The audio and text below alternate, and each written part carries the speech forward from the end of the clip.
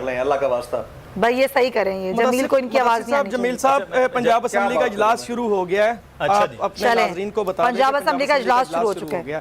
Panel of chairman के senior member हैं नवाबजादा वसीम खान, हाँ। उनकी ज़ेर सदारत पंजाब असेंबली का इजलास जो है वो आज शुरू हो गया। चलें, ये अच्छी बात है कि कम से कम इजलास शुरू हो गया।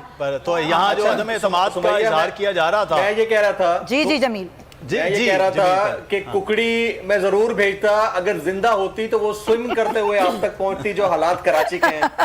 अब कुकड़ी को स्विमिंग नहीं आती। अब कुकड़ी के हालात ये हैं कि वो खुद स्विम करके तो आने से रही, तो मैं कभी आऊंगा तो इंशाल्लाह अपने साथ पैक करके ले आऊंगा पक्की। चलें, ये जिंदा नहीं भेजूंगा। जमील ने कह दिया। अच्छा, कौन सी कुकड़ी लाएंगे? देसी लाएंगे या ब्रायलर लाएंगे? नहीं, देसी लाएंगे।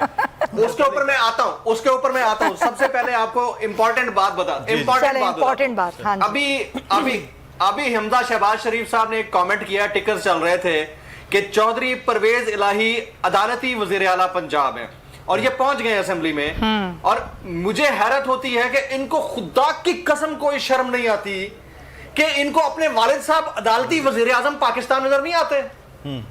यानी वो अवामी वजीर आजम पाकिस्तान है, खानदानी वजीर आजम पाकिस्तान है, विरासती वजीर आजम पाकिस्तान है, और आप भी खानदानी वजीर आला पंजाब है, विरासती वजीर आला पंजाब है, और पता नहीं कैसे कैसे वजीर आला पंजाब है। मुझे समझ नहीं आती कि ये कमेंट करते हुए हमारी मोअज़्ज़ज़ अदलिया को मेरे ख्याल में इस पे सो मोटो ले लेना चाहिए। जो हालतें हैं इनकी कि अदालती वजीर आला हैं, तो भाई आप जो अपना वजीर आजम लाए थे एक बंदे की पूरी गवर्नमेंट को रिजीम चेंज के जरिए हटा के, वो वजारत उज़्मा आपको आपकी विरासत में मिली है।